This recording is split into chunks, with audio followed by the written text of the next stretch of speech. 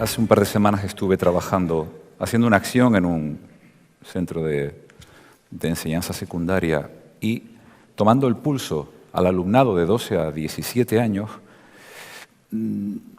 había algo que se palpaba y que no es que no me gustara, sino que me generaba como cierto chirrido, ¿no?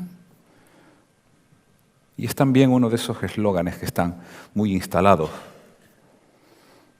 La cultura del esfuerzo. Y escuchamos últimamente mucho, además, que las personas jóvenes no se esfuerzan, que la gente que no tiene trabajo es porque no se esfuerza, no está motivada. La cultura del esfuerzo. Del esfuerzo. Hay una alternativa a la cultura del esfuerzo. Y como ocurre con tantas cosas, parece que entendemos las cosas a la inversa. Ramón hablaba de responsabilidad. La alternativa a la cultura del esfuerzo es la cultura de la responsabilidad. Y entonces, cuando uno asume la responsabilidad, el esfuerzo es la consecuencia. No hay otra. Si yo no asumo mi responsabilidad, ¿qué motivación voy a tener? ¿Para qué me voy a esforzar? Así que formulemos primero la cultura de la responsabilidad. Cuando se asume la responsabilidad, se hacen cosas. Es entonces cuando cada persona se convierte en un agente de cambio. Y es entonces cuando las ideas se bajan a la tierra y se materializan, generan impacto, generan valor. Y hay muchos ejemplos, pero aquí tenemos varios. Y aquí ahora mismo, vamos a ver uno extraordinario. Jesús Ángel Gómez, CEO de Ciencia Terapia.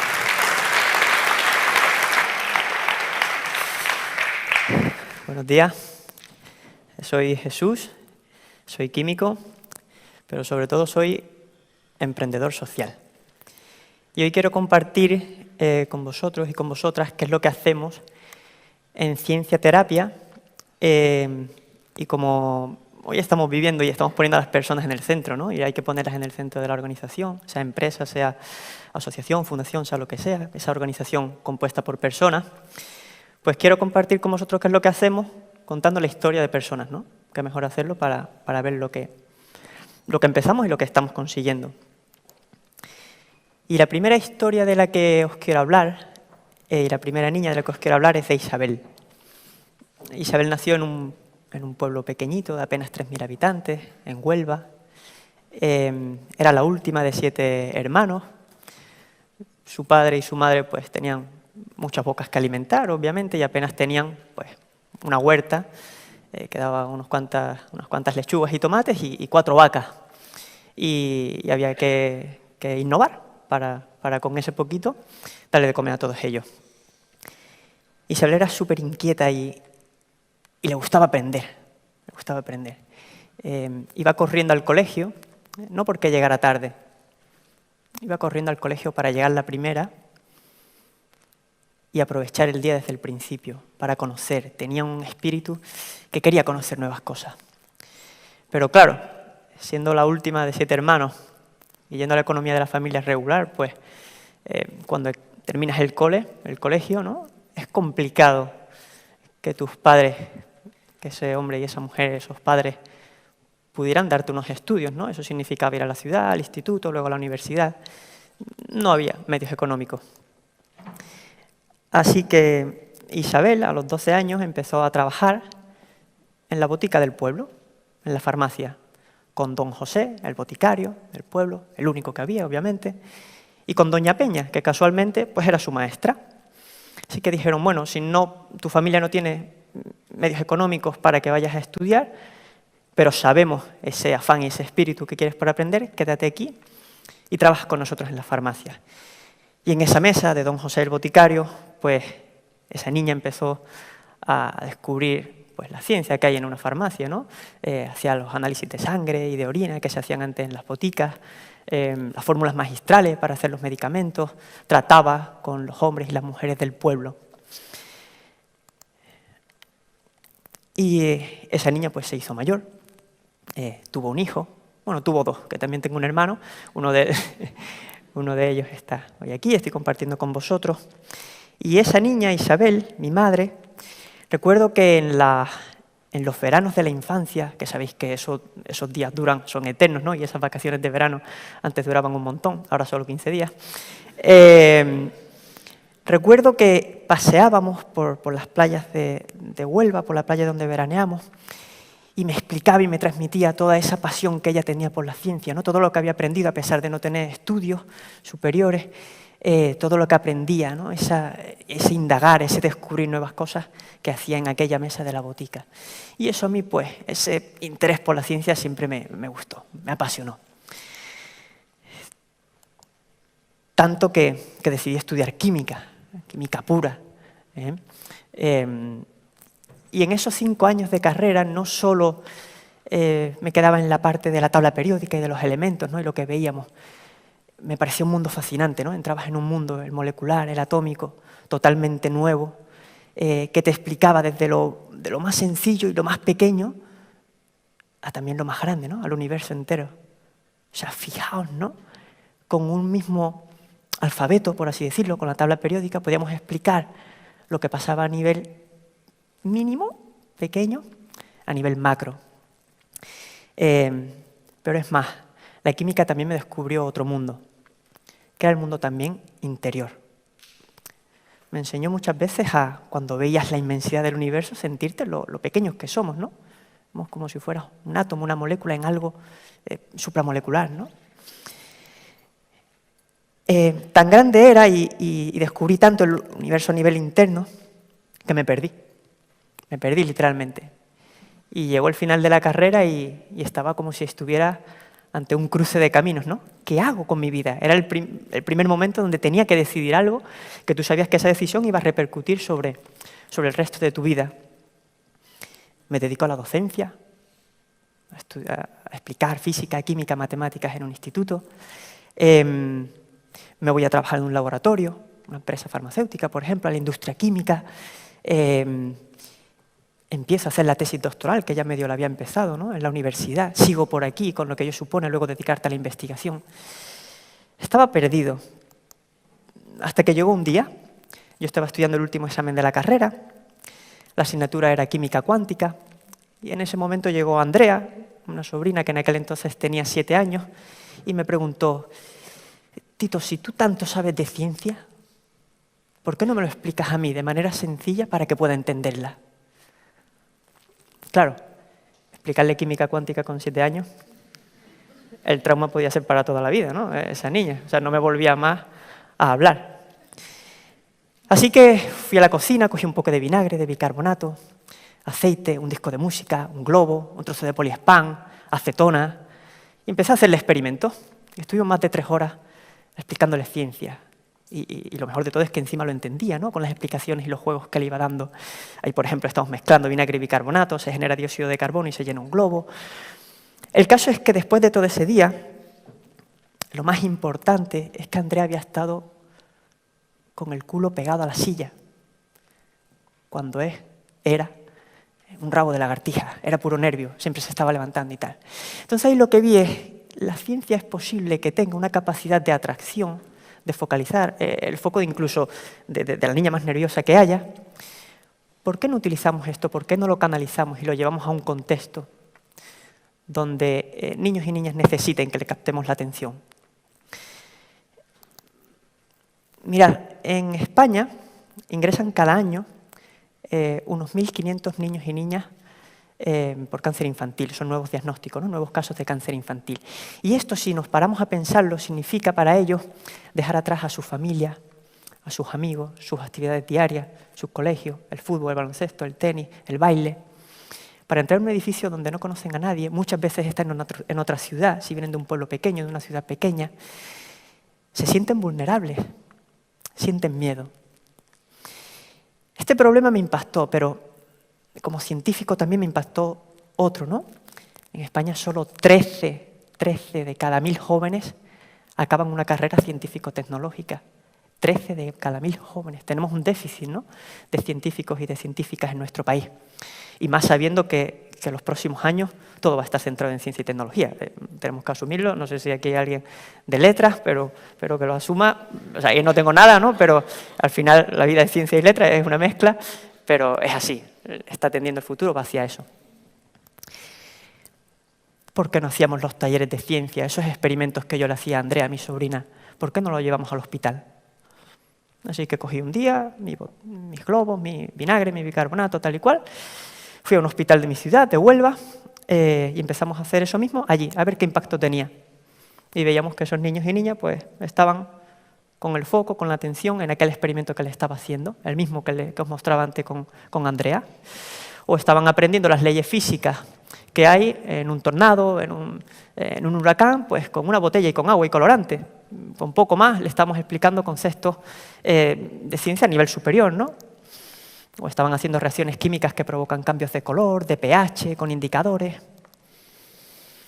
En definitiva, estamos viendo a pacientes que estaban sonriendo, que estaban teniendo un rato agradable, que era precisamente también lo que estábamos viendo, lo que estamos persiguiendo. Pero no solo los pacientes. Esto era lo que ocurría en una unidad de oncología infantil de un hospital.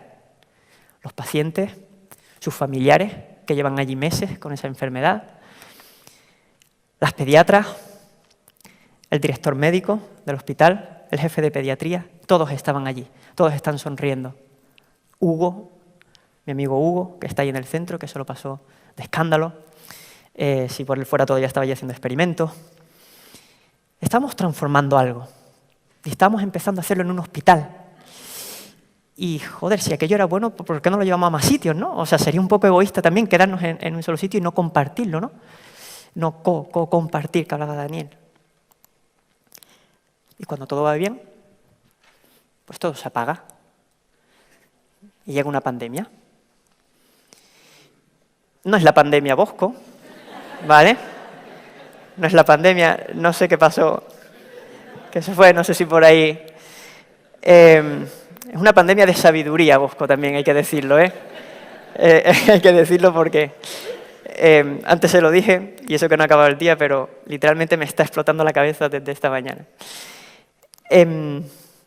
Os decía que llegó la pandemia, llegó el COVID, el coronavirus, todo se apagó.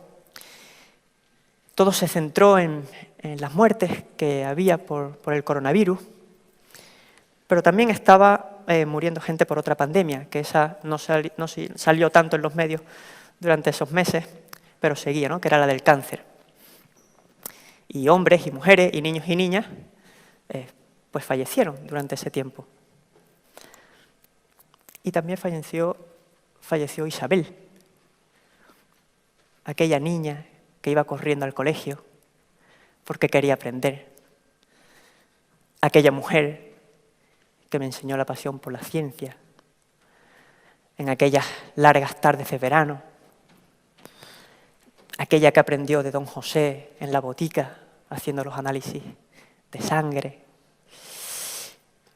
Y como comprenderéis, compartir esto con vosotros ahora mismo para mí no es fácil.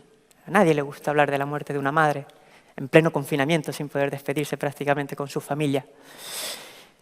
Pero lo comparto porque considero que hoy estamos aquí para aprender. Y si estamos hablando de organizaciones y de personas, tenemos que tener en cuenta que cuando a nuestra organización le quitamos la capa de fuera, el branding, las redes sociales, el marketing, los anuncios, la publicidad, las paredes de la oficina, lo que encontramos son personas que tienen una vida y una historia, cada una de ellas. Y precisamente de esos momentos peores que vive una organización, las personas que forman parte de una organización, se puede aprender. Y eso es lo que tuvimos nosotros con esta historia a nivel de organización. Un aprendizaje. ¿Para qué había pasado esto? ¿Qué podíamos nosotros cambiar como organización? Se mencionaba antes esa frase de Mark Twain, ¿no? Los 2 días más importantes de la vida, cuando nacemos y cuando entendemos para qué Aquí entendí yo para qué nací. Aquí lo entendí. Lo que yo estaba haciendo en el hospital de mi ciudad se podía llevar a otros sitios. Se podría llevar. No estábamos precisamente ante un gran descubrimiento. No se había encendido la bombilla después de toda la oscuridad que estábamos viviendo. Si hemos venido aquí, hemos venido a jugar. Si lo estamos haciendo en un hospital, vamos a llevarlo a otros, ¿no? Eso suponía dos retos grandes. El primero es cómo gestionar a una comunidad de lo que nosotros llamamos cienciaterapeutas, es decir, esos científicos y científicas que irían a los hospitales a hacer esos talleres allí, para que no fuera solo yo, estamos hablando de comunidad. Nosotros ya contábamos con personas dedicadas a la ciencia que querían formar parte del proyecto, ¿no? Que querían ir a los hospitales de su ciudad. Yo estaba en Huelva, yo no podía ir a todos los sitios, obviamente, pero creamos una comunidad para que vaya. Ahí están los primeros cienciaterapeutas, a los que el proyecto les debe todo, básicamente. Pero claro, ¿cómo se gestiona todo eso? ¿Cómo se gestiona todo eso? ¿Por qué aparece aquí un 100 montaditos, ¿no? Ahora, con lo serio que estaba yendo a la charla, ¿no? Y parecía que estaba... No me conocéis. No me conocéis. Es posible que sean los 5 o 10 minutos más tristes, más tristes no, más reflexión, ¿no? Que he tenido. Mira, estáis en la cervecería 100 montaditos por un motivo. Os comentaba que con mi familia, cuando veraneamos en la playa, cuando veraneamos de hecho, una noche fuimos paseando y estábamos buscando un sitio para cenar. Y en la Antilla, en la playa donde veraneo, esa noche habían inaugurado un bar nuevo que tenía 3 características. Era barato, ¿vale? Hay que decirlo, era barato. Tenía una carta impresionante, ¿vale? 100 montaditos tenías para elegir. Y además era curioso porque tú hacías el pedido y te llamaban por teléfono. O sea, por teléfono, por megafonía, ¿no? Lo cual daba mucho pie a la broma, ¿no? En plan, está Aitor, hay tormenta, y hacías cosas, chistes y tal y cual, cosas de estas. Claro, mi padre y mi madre íbamos pasando por allí con mi hermano, vemos ese sitio, hay 100 montaditos, yo era un pejiguera y para comer tenía mucho problema. Mi madre dijo, aquí que entramos que de 100 a alguno le gustará, ¿sabes? En plan, tampoco va a ser tan esto. Y estuvimos cenando allí, eso fue el año 2000, yo tenía 10 años. Hace unas semanas, es decir, estábamos acudiendo sin darnos cuenta a la inauguración del primer 100 montaditos, en Huelva, en una playa de Huelva. Hace unas cuantas semanas leí esta noticia. 100 montaditos recibe el premio a la mejor franquicia de Europa. ¿Por qué estoy hablando de 100 montaditos? Porque a lo largo de mi vida, ¿vale? De los últimos 20 años, lo que había visto era que un bar que vendía montaditos en una playa de Huelva había llegado a estar en decenas de países y a consolidarse como la franquicia más grande de Europa. ¿Eso qué me hizo pensar? Pues que también primero que se podría aprender de ello, ¿vale? Porque las cosas las estaban haciendo bien. Es posible que la comida no, pero algunas cosas como organización las estaban haciendo bien. Y lo otro, que había cosas que copiar, que mejorar y tal, teníamos un problema. Ellos son una franquicia como tal. Y nosotros le tenemos que poner un apellido. Lo nuestro tiene que ser una franquicia social. Y si la franquicia social no existe, pues se crea, aunque no haya figuras ni leyes que lo contemplen. Y así nos pusimos en marcha. Lo que hicimos fue inspirarnos con un libro que os obligo a leerlo, por favor, que es Reinventar las organizaciones, de Frédéric Laloux, donde se acabaron las jerarquías, donde se acabaron tú tienes un cargo, tú tienes otro, donde las organizaciones funcionan como si fuera un cerebro en el que tenemos neuronas. Y no hay una neurona que es la del departamento de no sé cuánto, no se diferencian las neuronas, son todas iguales, no hay jerarquía en las neuronas. Y sin embargo el cerebro, pues es el órgano más complejo que tenemos. Y todo funcionaba bien. ¿Por qué no cogemos toda esa sabiduría que tenemos ahí y lo llevamos a nuestra organización? Frédéric Laloux, el autor de este libro, Hablé de 3 ideas principales, ¿vale? No os voy a hacer spoilers, simplemente es las cosas que veréis en el libro. Autogestión en las organizaciones, es decir, las personas pueden hablar entre ellas para decidir qué días van a trabajar y qué días no. Pueden hablar entre ellas y ponerse de acuerdo para decidir el salario que recibe cada una. Pueden ponerse de acuerdo para gestionar las tareas y repartírselas. Habla de plenitud. Las personas tenemos que estar ahí para ser felices en las organizaciones, no para sobrevivir, no para coger dinero e irnos luego a casa y poder hacer luego planes de ocio con nuestra familia. No, puedes disfrutar en la organización. Y evolución. Él habla de propósito evolutivo, es decir, que la empresa, la organización, también te ayude a ti a conseguir los objetivos que quieres en la vida. Bueno, pues lo llevamos a cienciaterapia y escuchando a esos cienciaterapeutas, a las personas que estaban yendo a los hospitales, nos dijeron, oye Jesús, aquí esto para que funcione bien, ¿vale? Queremos autogestionarnos. Genial. Todos tienen perfil científico, pero es cierto que para que ese equipo de 5 personas, de 5 científicos y científicas que está en cada ciudad, en cada hospital, para que se autogestione, había algunas tareas que no solo eran de ciencia, que es cuando vas al hospital y explicas la ciencia allí. Necesitamos una persona que se le diera mejor la comunicación, pues que cuando estuviera en el taller haciendo los experimentos y tal, simplemente que hubiera una persona que hiciera las fotos para luego decir, oye, hemos hecho esto. O si hay que hacer una entrevista en medio, está la persona de comunicación. En ese equipo también tendría que haber otra persona responsable de logística. Vosotros no sabéis lo que es una maleta de cienciaterapia, con 500.000 probetas, matraces y todo. Eso hay que limpiarlo, eso hay que llevarlo ordenado. Estamos yendo a una unidad de oncología infantil, por tanto hay que desinfectarla. Hay una persona encargada de eso. Hay otra persona encargada de la identidad, de la marca, de nosotros como organización. Pues que si llevamos unas batas con el logotipo y el nombre de cienciaterapia, pues esa bata tiene que estar impecable. Y por supuesto desinfectada, no puede haber infección allí. O una persona de alianzas.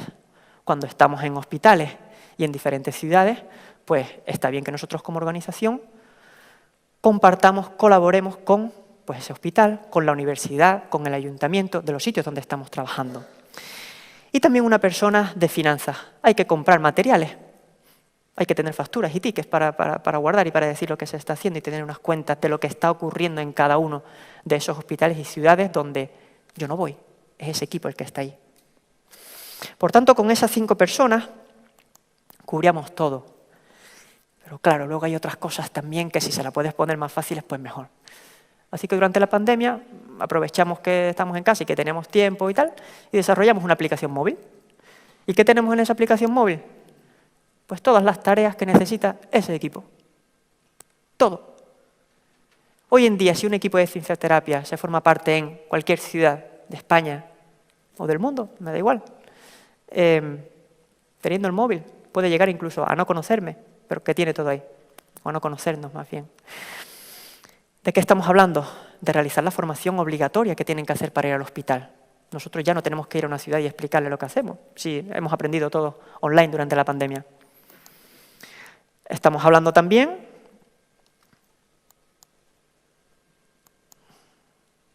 de que si vamos un día y yo voy a hacer el taller científico dentro de 2 semanas, por ejemplo, pero tengo muchas historias porque tengo a mis hijos, porque tengo el trabajo, no sé qué, no sé cuánto, pues que tú agendes tus fechas en la aplicación y un par de días antes te diga, oye, que pasado mañana hay taller de ciencia, acuérdate de tus tareas. Lavar la bata, preparar los materiales, tal y cual. Hablamos de los experimentos que vayan a hacer ese día, que todo lo tengan ahí en el móvil. Se saquen su móvil. Ay, mira, pues esta tarde los experimentos, o mañana los experimentos que tenemos que hacer en el hospital son estos. La erupción volcánica, la carrera de caramelos, no sé cuánto. Los repasan y lo llevan ese día. O contactar entre ellos. Estamos hablando de comunidad. El cienciaterapeuta de Huelva quiere hablar con el de Barcelona o el de Vigo porque han hecho un experimento nuevo y quieren aprender. Pues compartámoslos por ahí. Pero también teníamos otro reto importante como comunidad para llevarlo, para llevar el proyecto, para replicarlo, para hacer esa franquicia social, ¿no? que estamos queriendo hacer. ¿Cómo llevar la ciencia a los hogares? Creando un modelo de negocio escalable. Mira, nos estamos olvidando de algo súper importante. Nosotros estábamos explicando la ciencia y estábamos teniendo impacto social sobre los niños y niñas que están en las unidades de oncología infantil. Pero eso, afortunadamente, es el 0,0001% de la población infantil en general. Estamos yendo a una parte muy pequeña de la tarta. ¿Cómo podíamos llegar a los niños y niñas que están en sus casas? ¿Y cómo podíamos hacerles partícipe del proyecto y que colaboraran con los niños y niñas que están en el hospital? Sería maravilloso, ¿no? Y durante la pandemia todo se conectó. Todos estábamos conectados y sin embargo estábamos cada uno en nuestra casa. Y consumimos muchas plataformas digitales. Netflix, ¿quién no lo ha tenido durante la pandemia? O HBO, o cualquier plataforma. Mirad, me gusta compartir esta imagen de Netflix de la plataforma antes, ¿vale? Ahora no es así, pero antes era un videoclub online. Los videoclubs, ¿os acordáis de aquello? O sea, el día que inauguraron el 100 Montaditos en Huelva, desapareció el último videoclub. O sea, se fue todo. Teníamos ahí todas las películas y series que quisiéramos, en un clic. Claro, escuchando a las personas que nos conocían, nos decían, oye, yo quiero a mis hijos y a mis hijas hacerle los experimentos en casa para echar un rato entretenido, el fin de semana, que si está lloviendo, que si no tenemos plan, estamos allí, aprendemos ciencia, aprenden ciencia, están ayudando. Escuchamos a esas personas. Y cuando escuchas a las personas, vienen las respuestas. Y creamos una plataforma en la que tú puedes tener, en vez de películas y series, experimentos para hacer en casa con tu familia. Una plataforma online. No quiero decir este titular, pero seríamos el Netflix de los experimentos científicos. O sea, vosotros os reís, pero es así. Hay una organización que ha puesto experimentos para hacerlos en casa. ¿Qué conseguimos? Que rápidamente tú puedas formar parte de Ciencia Terapia, si tienes las puertas abiertas para entrar cuando quieras. En un minuto estás suscrito. Esa familia puede coger el ordenador, la tablet, el móvil y suscribirse. A los par de días recibirá en casa un kit científico. Ahí tiene probetas, matraces, tubos de ensayo para hacer todos los experimentos que tenemos en la plataforma online. El kit científico es respetuoso con el medio ambiente. La caja está hecha de cartón reciclado. Tiene una mochila para llevarla con tela ecológica, tal. El relleno, que esto me sorprende, el relleno que lleva la caja para que no se rompan las cosas y no se golpeen y tal, no es plástico. Son revistas de ciencia que le pido a mis profesores de la universidad que me las guarden, que ya no utilizan, las metemos en una trituradora, sacamos el papel triturado y eso es el relleno que utilizamos. Habrá algo más bonito que las revistas de ciencia que se reutilicen. Y son materiales plásticos para que se puedan utilizar más veces y no sea vidrio y no se rompa. Ellos cada mes, esos niños y niñas, esas familias, reciben nuevos experimentos online para poder hacer en su casa. Y pueden acceder cuando quieran. Sea festivo, sea domingo, esté lloviendo, esté soleado, si van a la piscina, si van al campo, si van a donde quiera. Se sacan su móvil, meten su contraseña, tienen acceso a los experimentos para hacerlo en casa. Estamos abriendo las puertas a la ciencia, a que entrar en los hogares. Y lo que conseguimos fue esto, que una familia, 3 niños, 3 hermanos, que no conocíamos de nada, en un pueblo al que probablemente nunca vayamos en Ciencia Terapia, y nunca hemos estado, y no nos conocen a nadie, estaban haciendo los experimentos de Ciencia Terapia online. Estamos llegando a donde no habíamos llegado nunca. Habíamos aprovechado la pandemia y todo lo que vivimos para llegar ahí. Pero fijaos, antes hablábamos de que muchas veces estaba aquí la empresa y ahí el propósito, ¿no? Los beneficios y el propósito, y estaba todo separado. No se nos puede olvidar que esos niños y niñas que estaban en su casa están haciendo posible lo del hospital. Y para que no se les olvide, se los recordamos cada día cuando abren la caja de Ciencia Terapia, el kit. Le decimos, cuando realices tus experimentos, recuerda que gracias a ti, muchos niños y niñas con cáncer pueden disfrutar de divertidos talleres de ciencia cuando están en el hospital. Gracias por hacerlo posible. Porque así nos evitábamos que los niños estuvieran haciendo los experimentos y no supieran para qué. O sea, sí, todo va a pasar bien en familia y tal. Pero hay niños y niñas que gracias a eso están mejor. Niños como Teresa. Y con esto termino. Teresa tenía 6 años, estaba en una unidad de oncología infantil con leucemia, y cuando terminamos el taller de ciencia y fueron nuestras cienciaterapeutas, ¿no? Pues siempre invitamos a los que han participado a que hagan algún dibujo, una carta, expresen lo que han vivido, básicamente. Y Teresa, pues, dibujó esto, una científica con sus tubos de ensayo haciendo una reacción química, muy bonito el dibujo, por cierto. Y le preguntamos, bueno, Teresa, ¿y a quién de nuestras cienciaterapeutas has dibujado, no? Y dijo Teresa, no, esta no soy ninguna de vosotras. esta soy yo. Esta soy yo en el futuro, cuando sea mayor. Y claro, le preguntamos, bueno, Teresa, ¿y tú por qué quieres ser científica? Y Teresa nos dijo la frase que resume el propósito que tenemos en Ciencia Terapia. Yo quiero ser científica para evitar que otros niños y niñas pasen por lo que yo estoy pasando. Muchas gracias.